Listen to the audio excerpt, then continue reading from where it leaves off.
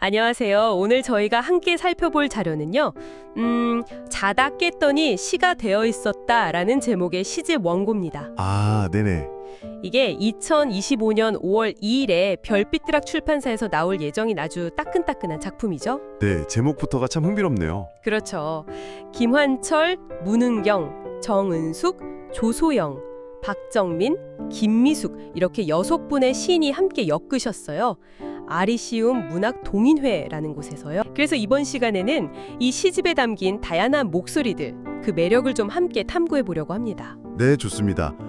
6분의 개성이 하나의 시집 안에서 어떻게 어우러지는지 살펴보는 거 저도 기대가 되네요. 목차를 보니까 뭐랄까 바람의 마디, 달의 동지, 엄니의 부직갱이 이런 제목들이 있더라고요. 네, 맞아요.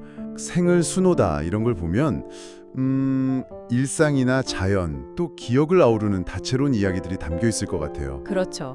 마치 그 퍼시비시 셸리가 시는 세상에 숨겨진 아름다움 위에 드리워진 베일을 걷어낸다고 말했던 것처럼요. 아, 네. 이 시들이 당신의 일상 속 숨겨진 아름다움을 좀 발견하게 해줄지도 모르겠네요. 자, 그럼 본격적으로 한번 들어가 볼까요? 네, 그러시죠? 사실 뭐랄까 이 시집이 6분의 시가 모여있다 보니까 각기 다른 매력이 느껴지는데요. 네, 그 점이 동인 시집의 가장 큰 매력이 아닐까 싶어요. 서로 다른 목소리가 모여서 하나의 하모니를 이루는 거예요. 맞아요.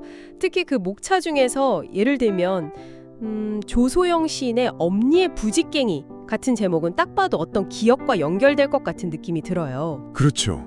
아주 구체적인 사물이잖아요, 부직갱이. 그 사물을 통해서 어머니의 삶이나 또 그 시대의 어떤 질감 같은 것들을 함축적으로 보여주는 시가 아닐까, 그렇게 짐작이 되네요. 아, 사물 하나로 그렇게 깊은 이야기를? 네, 이런 게 바로 시의 힘이죠. 개인적인 기억인데도 읽는 사람에게는 보편적인 공감을 불러일으키는 거예요. 그러네요. 또 문은경 시인의 빈 의자나 시내버스 정류소 같은 시는 어떨까요? 이건 정말 그냥 지나칠 수 있는 풍경인데. 아, 문은경 시인의 시선은 그런 점에서 좀 뭐랄까, 현미경 같다고 할까요? 현미경이요. 네, 예를 들어 빈 의자라고 하면 그냥 비어있는 의자가 아니라 그 안에 담긴 어떤 기다림 혹은 누군가 떠나간 자리의 쓸쓸함, 부재의 정서 같은 걸 포착해내는 거죠. 아하. 특별히 화려한 수사 없이도 그저 담담한 관찰과 묘사만으로도 감정을 이렇게 증폭시키는 힘이 있거든요. 평범함 속에서 비범함을 발견하는 것. 어쩌면 이게 시의 역할 아닐까요? 관찰을 통해서 여운을 남기는 방식이군요. 김미숙 시인의 추억 맞추기도 비슷한 맥락일까요? 과거를 다루는 것 같은데. 네, 그것도 과거를 다루지만 추억 맞추기는 또 다른 결이 있어요. 조각난 기억들을 이렇게 퍼즐처럼 맞춰가는 과정을 보여주면서 시간의 흐름이라든지 기억의 재구성 같은 주제를 탐구하는 거죠. 아, 같은 과거라도 접근 방식이 다르네요. 맞아요. 이 원고 안에서도 과거를 다루는 방식이 이렇게 다양하다는 걸 발견하는 게 참 흥미로웠습니다. 근데 이 시집이 뭐랄까, 과거와 일상에만 머물러 있는 건 아니죠? 정은숙 시인의 인터넷 사냥꾼 같은 제목은 상당히 현대적인 느낌인데요. 아, 네, 맞아요. 그 점이 이 시집의 또 다른 매력이라고 생각해요.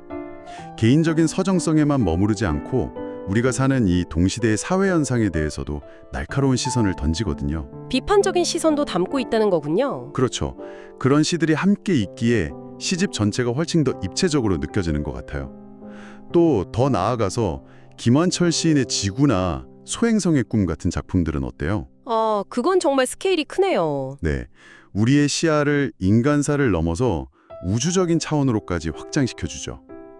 일상 관찰부터 기억 복원, 사회 비판, 그리고 우주적 상상력까지. 와, 정말 폭넓은 스펙트럼을 보여주네요. 6분의 목소리가 각자의 색깔을 분명히 가지면서도 이게 또 묘하게 하나의 조화로운 그림을 만들어내는 것 같아요. 네, 맞습니다. 오늘 저희가 함께 살펴본 자다 깼더니 시가 되어 있었다는 바로 그 점을 아주 잘 보여주는 시집이에요. 6 시인 각자가 자신의 자리에서 포착한 삶의 순간들을 자신만의 언어로 정성껏 빚어낸 결과물이죠. 그렇죠. 생의 고단함도 있고 자연과의 교감, 가족에 대한 애틋함, 또 현대사회의 어떤 단면들, 그리고 존재에 대한 성찰까지 정말 다양한 감정과 생각들을 만날 수 있었습니다. 맞아요.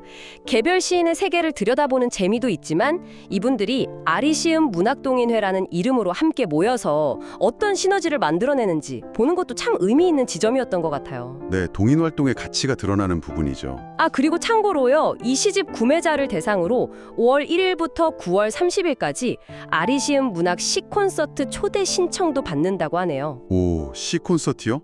네, 시인의 목소리로 직접 시를 듣는 경험, 이것도 특별할 테니 관심 있으신 분들은 한번 확인해 보셔도 좋을 것 같습니다. 좋은 정보네요. 오늘 이렇게 이야기를 나누다 보니 시라는 것이 꼭 뭐 대단하고 특별한 경험에서만 나오는 건 아니구나. 이걸 다시 한번 느끼게 돼요. 아, 그렇죠. 네. 평범한 날들이 문득 시가 되는 순간처럼 그냥 우리 곁에 있는 감정이나 생각이 적절한 언어를 만날 때 바로 거기서 시가 태어날 수 있다는 거잖아요. 맞아요. 당신의 평범한 순간들도 언제든 시가 될 수 있다는 거죠. 바로 그거죠. 네, 정말 그렇습니다. 오늘 저희와 함께한 이 시간이 당신에게도 새로운 시선과 어떤 영감을 주었기를 바랍니다. 네, 저도 그랬기를 바랍니다. 마지막으로 이런 질문을 한번 던져보고 싶네요. 만약 당신이 잠에서 깨어난 바로 그 순간, 그 찰나가 시가 된다면 과연 그 시는 어떤 예상치 못한 이야기를 들려줄까요?